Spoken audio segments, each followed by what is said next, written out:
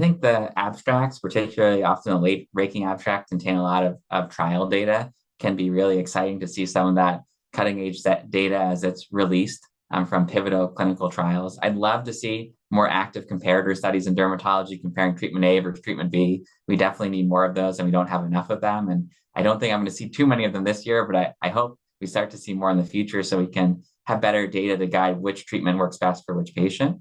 So I love seeing the new trial data as it comes out, and often the late breaking research sessions are a good place to find those. I also just always at the AAD is a great time to connect with colleagues. I think that's one of the best parts of this meeting is being able to see all of our colleagues in dermatology, to think about how we can collaborate, to think about how we can move the field forward together. And then going to the sessions, of course, we have a great session on Saturday at 9 a.m. looking at controversies in acne and rosacea. So if you're interested in that, definitely check it out.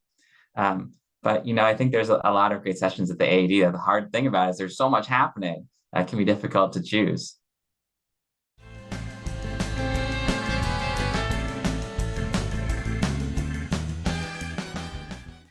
Yeah, I mean, there's always a lot of interesting trials going on, so it's hard to even know where to start.